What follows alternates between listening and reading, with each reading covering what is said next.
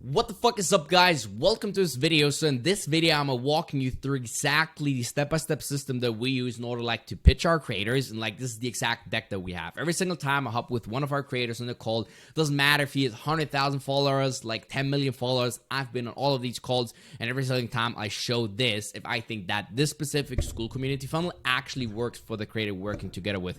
So I go through these steps, I explain them to you, also leverage some case studies and basically, how a Skool community looks, how it looks when we basically outline the modules and all of that.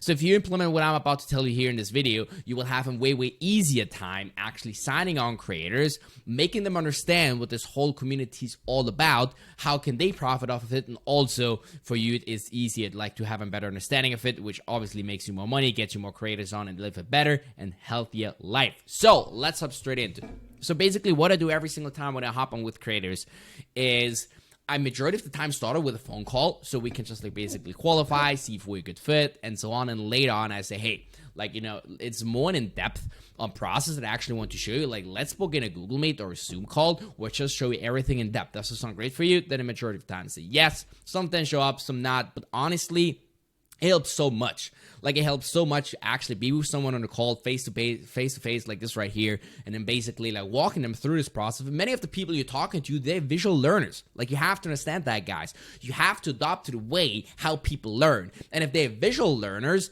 they have to see the things and what makes sense. And also the whole Skool community thing is if people know the whole Skool hype, then it's differently, because people such as Sam Owens, Alexander Mosey, Eddie, and all of these people are promoting it, and they know what it's all about. But if you're reaching out to normal badass influencer who has zero clue about a Skool community whatsoever, they will not understand it at all. And that was some issue I faced in the beginning when I actually tried to people explain what is Skool, what is having this whole community, do I have to be in the calls, do I have to engage with the people, and all of that. People have so many wrong understandings of what a community or an online course an online education could be, so that you have to be right in the explanation of what it actually is all about. And for me, it was super effective to actually show it visually, and that they actually better understand it, because if they understand it wrong, they can have a wrong understanding, and then essentially not really end up becoming a customer. For example, I jumped in a call with a big management agency, and they managing very big guys, such as majority of the time rappers, but also have bigger influencers on. They manage Lil Pump, Kanye, freaking Lil Uzi, Quavo, and all of these guys. And I basically was talking to him, and he was in the beginning understanding that the creator needs to be in the chats, if he has a community, he needs to be in the chats, talking to the people in the DMs, all of that, because he thought an online paid community would be that, he's in there, he talks to the guys, which is just a wrong understanding, and it was not true at all. And basically by the end of the call, he said, yeah, send me some resources over and I look at it. And I knew it was straight up a smoke screen, so I said to him, well, I know you have to think about it, but I'm the only source of information right here, so let me actually give you more information. What do you need to think about? What is exactly, that you still have to rethink? And then he told me his objections, and guess what? I could overcome them. I could show it to him, and after that, we're not clients yet. We're still in the talking phase, but it helped so much. If the person has a wrong understanding, it's really hard.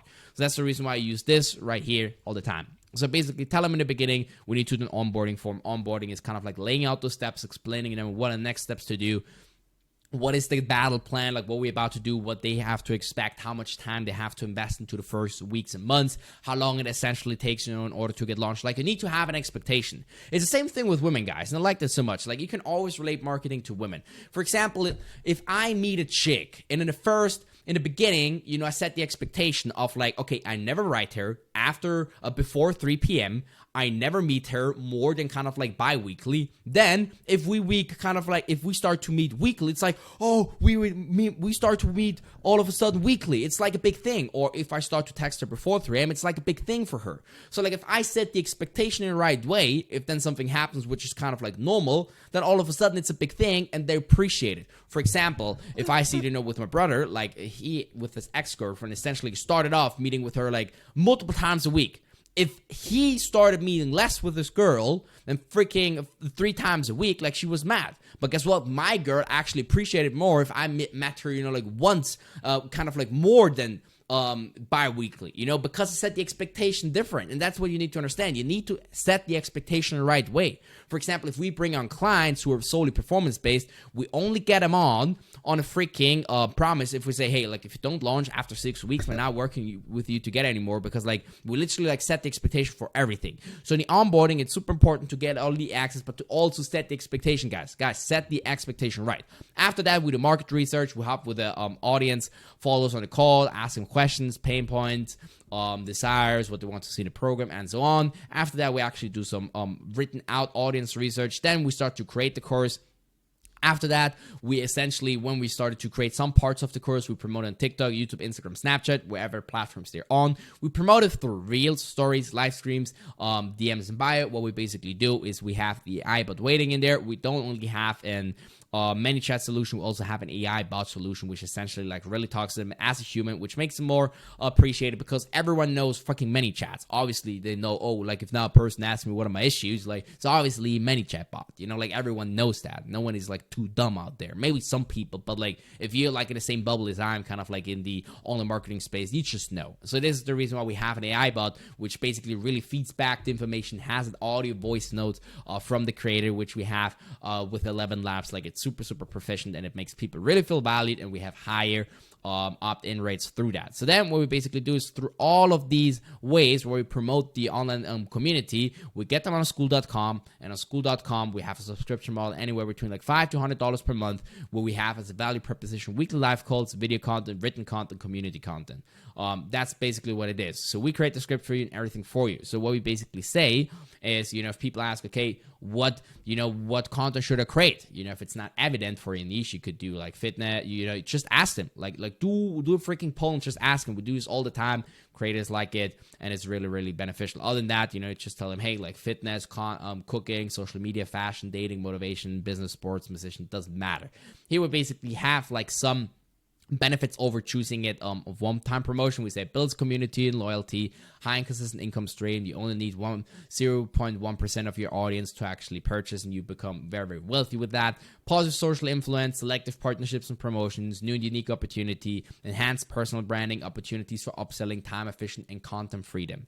This is basically where we go into all of these points, and they help a lot. You know, like people need to see like why it is actually beneficial to go ahead with that. And guys, before you sell yourself, you need to sell also this thing. Like again, if people do not know Skool.com, if they're not familiar with that thing, you need to sell the opportunity and you need to sell yourself.